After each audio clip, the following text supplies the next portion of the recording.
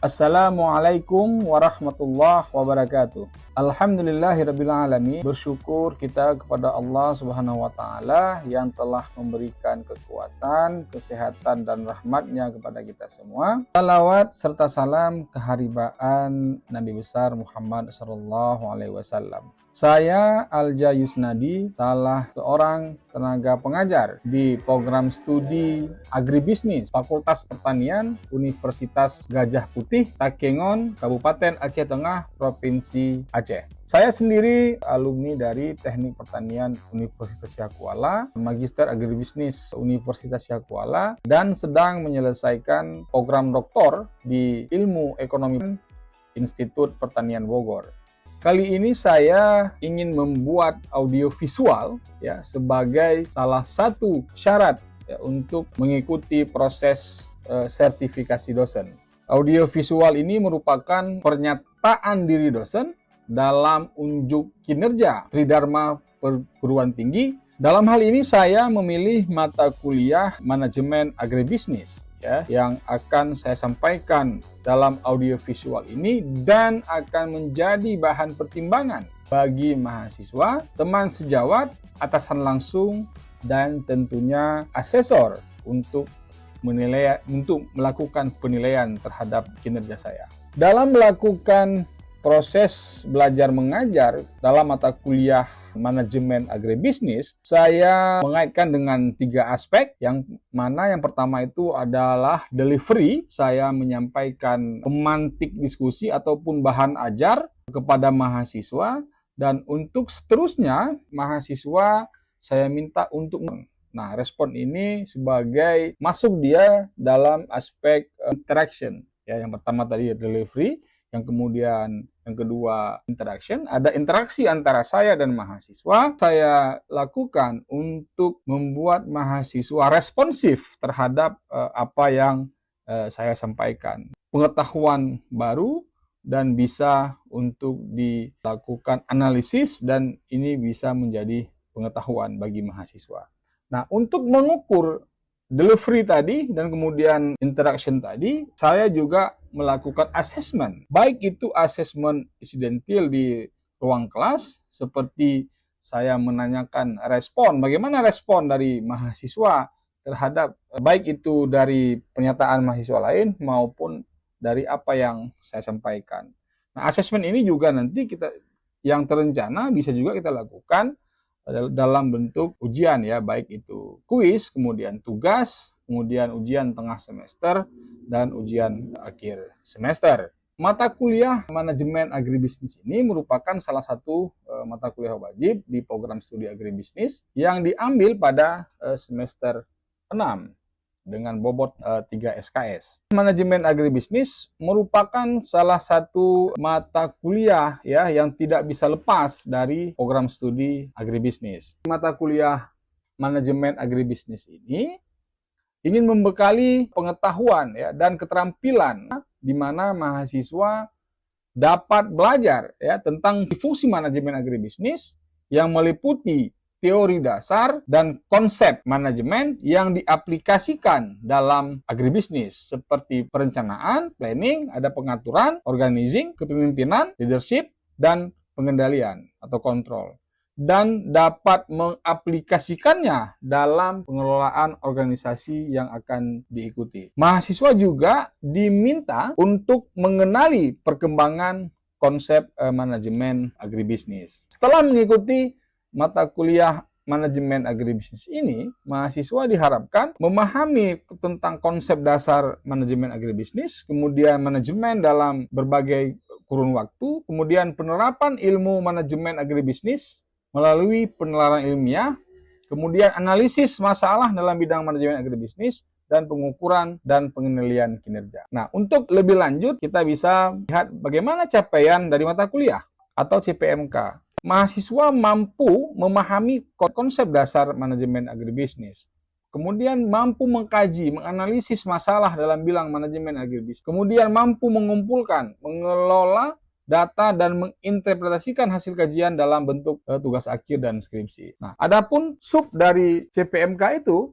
mahasiswa mampu menjelaskan dan mempraktekkan ya, sejarah dan konsep dasar agribisnis, kemudian sistem agribisnis, pengambilan keputusan manajerial dalam agribisnis, kemudian bentuk badan usaha dalam agribisnis, kegiatan usaha di bidang agribisnis, kemudian manajemen dalam agribisnis, sistem perekonomian, ya, analisis penawaran dan permintaan, kemudian peluang usaha dan langkah strategis agribisnis. Adapun sistem penilaian pada mata kuliah manajemen agribisnis ini mencakup aspek kehadiran sebesar 15%, kemudian kuis tugas 15%, ujian tengah semester 25%, ujian akhir semester 30%.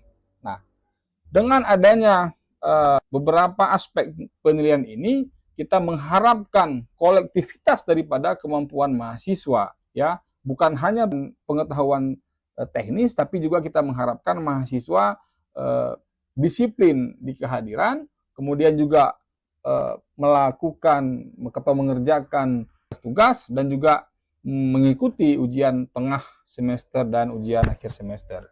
Demikian deskripsi singkat mata kuliah manajemen agribisnis ini. Untuk seterusnya, mari kita saksikan cuplikan mengajar yang saya rangkum dalam tayangan berikut ini.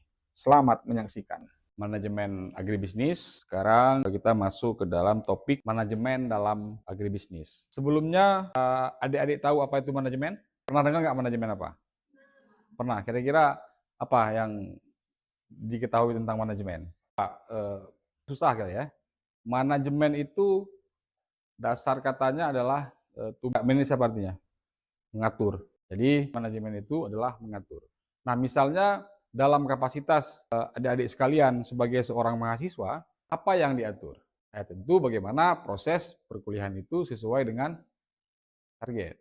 Apakah misalnya target 4 semester, atau target dapat IP sekian, atau dapat target misalnya bisa dapat jodoh. Jadi manajemen dalam hal ini adalah mengatur apa yang ingin kita hasilkan. Kemudian seperti yang saya bilang tadi, manajemen itu berasal dari kata manage yang berarti mengurus atau mengelola. Ya, banyak sebenarnya pengertian-pengertian yang sudah disampaikan oleh para pakar apa itu manajemen. Cuman saya coba rangkum, manajemen itu adalah suatu proses. Ya, berarti manajemen itu tadi manage. Kemudian di sini ada yang namanya proses. Jadi dia tidak berdiri sendiri, ya. Ada yang namanya proses yang terdiri dari rangkaian kegiatan. Ya, karena dia satu proses dan dia terdiri dari rangkaian kegiatan. Seperti perencanaan, ya. Jadi apa proses daripada manajemen tadi itu? Di situ ada apa namanya? Ada perencanaan, kemudian ada apa tuh? Pengorganisasian. Ya, ada pengorganisasian. Kemudian kalau secara literatur ada juga nanti ada yang menyebutkan pergerakan. Cuma saya singkat aja, ada 3 dia. Yang satu lagi ada pengawasan. Nah, itu 3 hal pokok dalam manajemen. Sehingga manajemen, kita bicara proses, maka kita bicara rangkaian, dan kita berbicara perencanaan, kita berbicara pengorganisasian ataupun pelaksanaan. Yang ketiga, bicara apa? Pengawasan. Ada yang bisa kasih contoh enggak? Dalam kapasitas adik-adik sekalian, bagaimana penerapan manajemen? Ada yang enggak yang bisa kasih contoh? Ini contohnya misalnya gini, semester berapa sekarang? Targetnya selesai semester berapa? Oke, ini misalnya kita ambil contoh bagaimana memanage misalnya dari seorang mahasiswa. Ya, katakanlah demikian. Berarti yang pertama apa? Perencanaannya. Buat dulu perencanaannya. Bagaimana perencanaannya itu? Misalnya selesai berapa? 7 semester. Oke. Ada target lain enggak? Nah, IPK berapa? Enggak, kebanyakan 4. Turunin sedikit lah 3,5 ya. Oke, misalnya IPK 3,8 misalnya. Apalagi tujuannya sebagai seorang mahasiswa? Relasi, cari jodoh. Ya, kita coba misalnya tetapkan ada 3 tujuan planningnya. Nah, kemudian bagaimana mengorganisasikannya, bagaimana melaksanakannya itu, bagaimana kita dengan 7 semester, beban SKS kita berapa untuk S1 yang harus dipenuhi, 100 berapa SKS. Nah, katakanlah contoh misalnya 100 20 SKS. Dan ini akan dibagi ke dalam 7 semester. Nah, itu kan dibagi berapa target setiap semester yang harus dicapai. Kemudian apalagi yang harus kita distribusikan di pengorganisasian misalnya. Yang pertama soal waktu. Tentu untuk mendapatkan selesai 7 semester, maka satu semester misalnya kita harus selesai, harus ambil misalnya 23 SKS, misal ya. Kemudian apa? Untuk mendapatkan IPK 3,8 apa misalnya yang harus dilakukan? Ya otomatis kuliah harus pergi tiap hari. Kan gitu. Menentukan IP perlu nggak? Ketika kita sudah tetapkan target untuk mencapai misalnya 3,8, yang jelas kita harus masuk kuliah, itu minimal berapa persen? Persen ya. Kalau dengan saya minimal itu harus masuk di angka 80%, misalnya demikian. Kemudian tugas dikerjakan, kemudian kuis dilakukan, ujian tengah semester, ujian akhir semester, dan seterusnya. Maka kita akan aman setiap semester, dan insya Allah ketika ada target yang dicapai setiap semester, apa yang kita tetapkan tadi di awal, insya Allah akan tercapai. Nah, namun demikian tetap masuk yang ketiga. Apa itu? Pengawasan ataupun evaluasi. Misalnya begini, di poin misalnya untuk mendapatkan 7 semester, misalnya di semester 1 kita tercapai IPK misalnya 3,5 misal ya. Nah, kemudian kan kita ada defisit indeks kumulatif, berarti sekitar 0,3 misalnya. Nah, bagaimana ini kita harus kejar di semester berikutnya. Karena kan planning itu bisa tercapai, bisa jadi tidak tercapai. Nah, itulah fungsinya ada pengawasan atau evaluasi. Kira-kira sampai di sini ada yang ingin diskusikan terkait dengan manajemen? Siapa namanya? Ada yang mau didiskusikan mengenai manajemen? Karena ini manajemen, walaupun ini mata kuliah kita manajemen agribisnis, tapi manajemen itu bisa diterapkan dalam semua hal, termasuk misalnya bagaimana memanage supaya dapat jodoh misalnya. Kan itu juga bisa dimanage kan? Yang kedua perform. Ya. Nah, tapi intinya apa? Manajemen ini walaupun misalnya dia dalam konteks agribisnis, tapi bisa diaplikasikan di dalam semua bidang. Oke, baik. Itu nah, seperti yang saya bilang tadi, dalam fungsinya ada beberapa. Kira-kira apa fungsi dari manajemen tadi itu? Fungsi yang pertama apa? Itulah jadi fungsi yang namanya fungsi perencanaan. Nah, kemudian ada fungsi pengorganisasian, ya. Kemudian ada fungsi penggerak, ya, dia ada penggerak. Kemudian ada fungsi pengendalian atau kontrol. Itu tadi ada beberapa fungsi manajemen. Coba kita belajar manajemen apa fungsinya. Kita bisa melakukan fungsi perencanaan, kemudian fungsi pengorganisasian, kemudian ada fungsi penggerakan, kemudian ada fungsi pengendalian.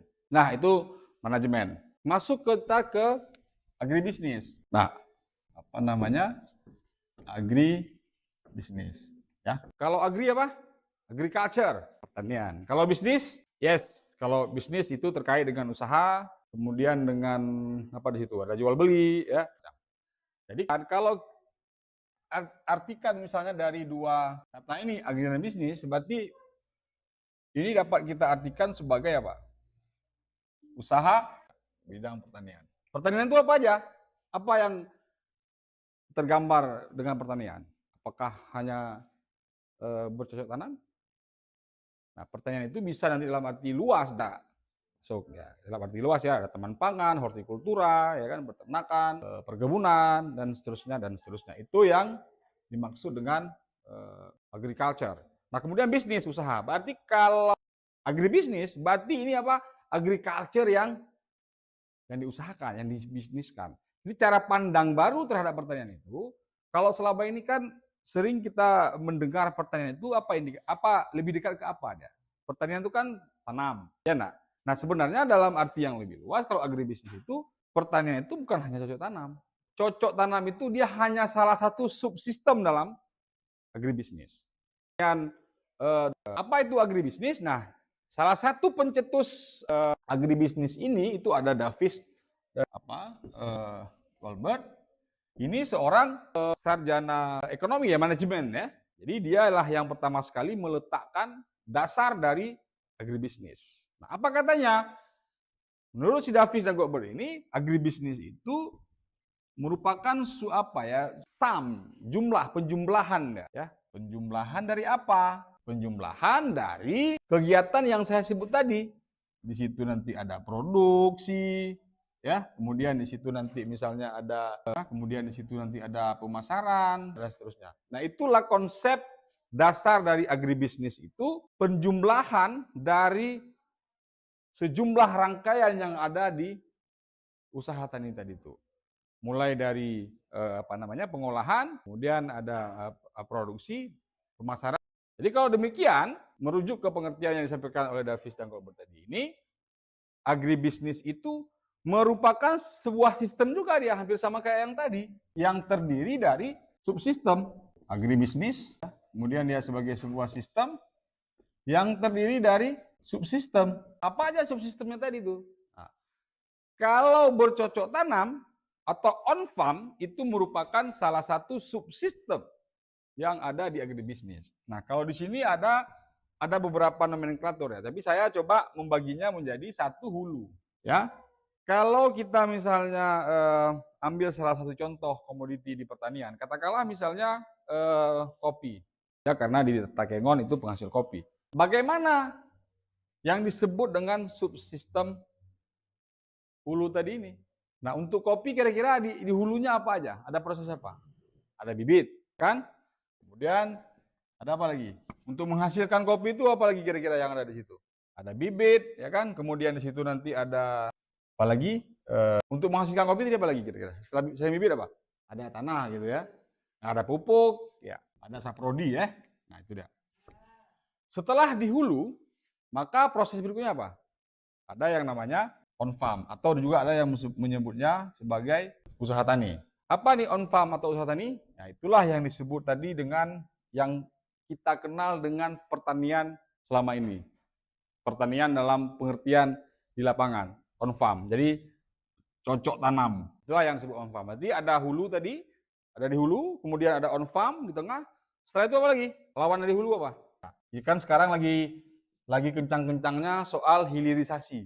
Apa mana hilirisasi itu? Hilir. Yang ada di, kalau sungai itu yang ada di muara, itu hilir. Kalau hulu itu yang ada di pangkal gunung sana. Jadi dalam agribisnis, di pangkalnya itu ada bibit, ada pupuk, ada saprodi, dan seterusnya. Di tengahnya itu ada on farm, dan di ujungnya itu ada. Nah, hilir itu setelah kira-kira kopi dipanen, diapain? Atau kalau misalnya gabah lah, padi. Setelah dipanen diapain? Oke, satu ada jual kan, satu di sini ada jual, berarti jual masuk ke pemasaran. Kemudian apa lagi? Ada yang dolah nggak? Berarti masuk dia pengolahan. Tadi hilir itu nanti ada pemasaran di situ. Ada jenis komoditi yang langsung bisa dipasarkan seperti apa? Kopi misalnya. Kopi ada petani yang melakukan proses hilirisasinya itu berarti setelah dia panen dia jual. Ada juga setelah dia petik dia olah untuk menjadi bubuk misalnya, untuk menjadi apa yang dia jual. Kalau kopi itu kan ada yang jual ceri merah, ada yang dia jual nanti dalam bentuk gabah, ya, ada yang dia jual dalam bentuk yang sudah di roasting. Nah, itulah proses tadi itu yang disebut dengan subsistem di hilir, ya. Jadi saya ulangi, yang pertama tadi ada di hulu, kemudian ada on farm, ini cocok tanam, kemudian ada di hilir. Nah, itulah rangkaian inilah yang disebut oleh Davis tadi dan Colbert sistem agribisnis. Jadi pertanian itu tidak hanya jadi beberapa pakar agribisnis di Indonesia seperti katakanlah ada Profesor Bungaran Saragi, ya, kemudian Profesor Ahmad Pambudi, kemudian Profesor Bayu Krisdamusti, itu yang saya sebut tadi adalah merupakan guru-guru saya.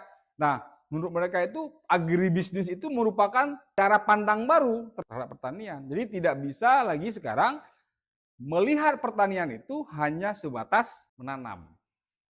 Nah, di semua subsistem ini, ya, ini jadi perhatian kita, dan juga nanti bisa kayak seperti mahasiswa. Di semua subsistem ini ada pemasarannya, ada ruang bisnisnya gitu loh. Yang bisa kita lakukan semua termasuk oleh mahasiswa gitu.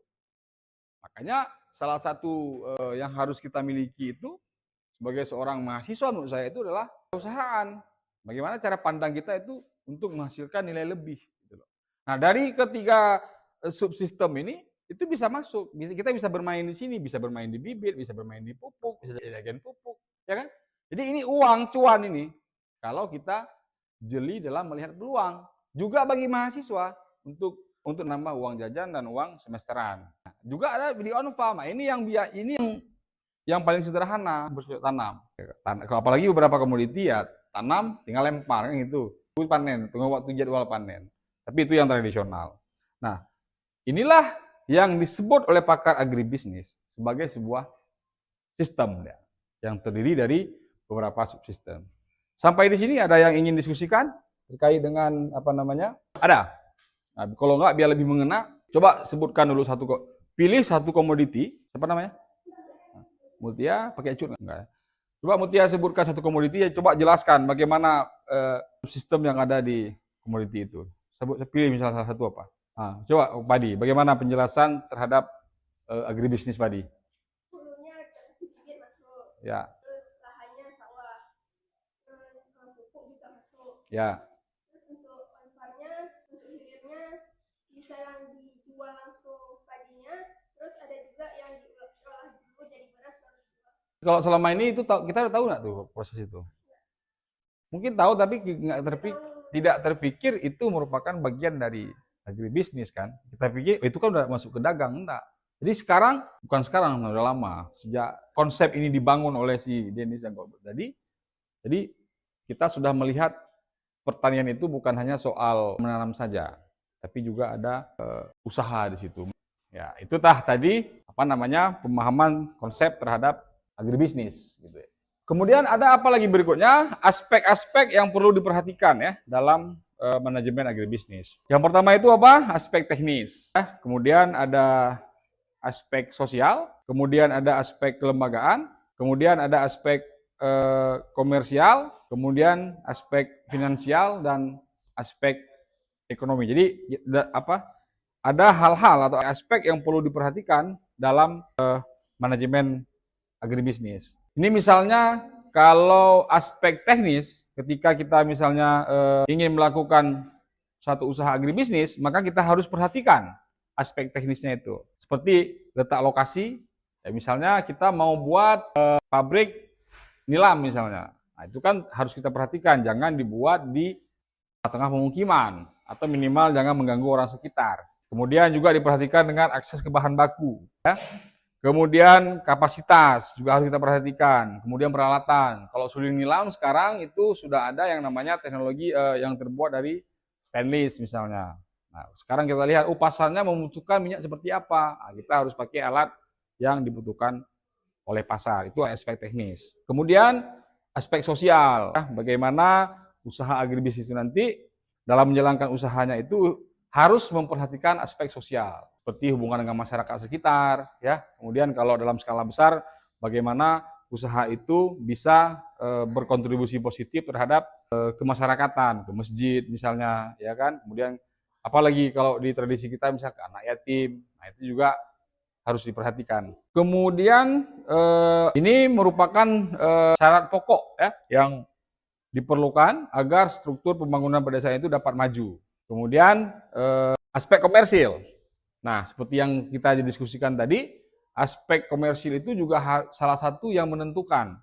Ketika komoditi pertanian itu memiliki aspek komersial yang tinggi, maka ini bisa dipastikan keberlangsungannya itu pasti akan panjang. Misalnya padi, ketika harga gabah turun misalnya, ini kan jadi tidak menarik orang tanam padi. Makanya sekarang pertanyaannya kenapa banyak lahan pertanian yang menjadi pemukiman, yang menjadi perkantoran. Itu salah satu sebabnya adalah banyak lahan pertanian kita yang sudah dikonversikan menjadi difungsikan untuk perumahan, pemukiman, dan seterusnya. Kemudian aspek finansial itu yang dengan keuangan. Misalnya kita mau buat usaha kopi, nah tentu harus kita hitung berapa modal yang kita butuhkan untuk menanam sehektar kopi, dan kita bisa prediksi berapa uang yang kita keluarkan, berapa hasil dari penjualan setiap hektar, dan berapa selisih antara modal dan pengeluaran. Itulah yang disebut dengan laba tadi itu kan, atau payah laba. Jadi ketika aspek finansial itu kita tidak ukur, maka dipastikan usaha agribisnis kita itu kolaps, tidak berlanjut. Itu juga harus kita perhatikan ketika kita mau main di sektor agribisnis. Nah, rata-rata sektor agribisnis itu, apalagi misalnya di daerah kita kan seperti kurang menggiurkan. Orang lebih tertarik, ini mau saya tanya lu, ini keinginan nih, habis ini menjadi apa rencananya? Pegawai. Saya kira pasti nggak ada yang mau jadi agribisnis, ini kan, nggak mau jadi petani ini kan, nggak ada pilihan jadi petani ya. Karena kenapa? Memang secara tradisional petani kita itu hidupnya ada di permukaan kan. Karena kenapa? Itu tadi dari komersil, dari aspek finansial, dari aspek ekonomi kita belum bisa menguntungkan. Nah, beda kita bandingkan misalnya dengan petani-petani di luar negeri. Yang kenapa? Karena satu petani di sana bisa memiliki luas lahan yang berhektar-hektar. Kalau sekarang kopi lumayan menjanjikan lah. Kemudian kalau di Aceh selain itu apalagi petani yang kira-kira bukan ampun petani, tapi dia banyak uang. Petani apa? Hampir di seluruh Indonesia itu sawit. Sejauh ini memang itu yang paling, itu kan petani bisa dalam tanda kutip kan petani malas, maksudnya dan kaya, punya cukup uang, beli lahan, beli bibit, tanam, ya kan, tinggal disemprot 3 tahun, udah petik buah pasir. Kalau petani lain seperti petani padi misalnya bagaimana? Apalagi kalau setahun sekali panen, hasil panen cuma cukup untuk makan. Jadi untuk beli lauk dari mana? Harus kita sampingan. Jadi intinya ketika komoditi pertanian yang kita jalankan itu tidak menguntungkan dari aspek bisnis tadi, ini kan tidak seksi dia. Apa intinya? Anak petani rata-rata nggak mau jadi petani, betul nggak? Karena masih pakai paradigma lama. Tapi kalau sudah kita pakai paradigma baru agribisnis, ini bisa beda kondisinya. Caranya apa? Kalau di zaman sekarang, itu kan eranya apa? Digitalisasi. Nah, bagaimana pertanian itu, digitalisasi itu masuk ke aspek pertanian. Contoh, salah satu yang paling kecil misalnya. Kalau di kota-kota, yang nggak kota dikit lah. Kalau di sini saya kurang paham. Misalnya, hal yang paling sederhana, kebutuhan terhadap sayur misalnya. Kalau di agak kota dikit kan mereka ada yang butuh sayur organik kan. Nah, jangan organik misalnya. Selama ini kan sayur orang ke pasar. Kalau kita melihat cara berpikir agribisnis, kan ada kebutuhan masyarakat apa? Karena ibu-ibu malas dari rumah ke pasar. Butuh apa? Butuh orang beli dari pasar bawa ke rumah. Maka muncullah nanti ini dalam skala kecil ya. Itu jangan salah tuh. Saya menarik kalau lihat orang-orang bawa becak, bawa sayur gitu. Itu sebenarnya dia sedang menerapkan salah satu dari aspek agribisnis tadi. Mungkin skalanya kecil. Dia apa? Melihat ada, oh ini ada ibu-ibu butuh sayur, ya kan? Malas ke rumah. Dia mau jembatani. Kalau di agak kota dikit udah lebih hebat, lebih higienis, dia packing pakai kotak. Nah, itu aspek itu tadi yang terus berkembang ya, setiap waktu berkembang terus dia subsistem ini sesuai dengan tuntutan zaman. Kemudian juga aspek ekonomi. Nah, kita juga harus melihat ketika kita ingin main misalnya sekarang di komoditi pertanian, contoh lah ini, perang Rusia Ukraina, kira-kira berpengaruh nggak kepada Indonesia? Saya langsung tidak. Hai, berperang di sana misalnya. Tapi kan imbasnya pasti ke sini. Ukraina sebagai salah satu produsen kedelai misalnya tidak mengekspor kedelai ke Indonesia misalnya, otomatis apa? Harga kedelai masih akan naik. Makanya dalam percaturan global kita nggak bisa lepas. Kita mungkin di sini nggak ada rasain di sini perang Iran sama Israel misalnya. Tapi dalam urusan ekonomi global itu pasti berpengaruh. Bukan bomnya yang gitu kemari, tapi bom ekonominya. Nah, ekonomi dalam hal pertanian juga begitu. Nah, ini juga kita dituntut punya kemampuan analisis ekonomi. Ini kira-kira makroekonomi seperti apa secara global. Nah, kira-kira kalau komoditi kopi ini berpengaruh tidak? Ketika misalnya salah satu negara tujuan ekspor kopi itu ke Amerika, ke Eropa, ya kan? Katakanlah ketika itu misalnya berperang, berpengaruh tidak ke kopi? Berpengaruh pasti. Bisa mahal, bisa murah. Nah, itulah dituntut kejelian kita untuk melihat analisa ekonomi secara global. Kalau contoh lain misalnya, seperti minyak nilam. Eksportirnya kemana kita tujuannya misalnya ke Eropa. Ketika Eropa goyang, pasti berpengaruh terhadap ekspor kita. Nah, dalam hal melakukan usaha agribisnis tadi itu, salah satu aspek yang kita perhatikan adalah aspek apa? Sekian dulu pertemuan kita kali ini. Semoga bisa, ya terutama bagi saya, bisa terus mengingat ya pengetahuan tentang agribisnis, dan juga harapannya apa yang saya sampaikan ya tidak hanya menjadi sebatas untuk mengejar nilai, tapi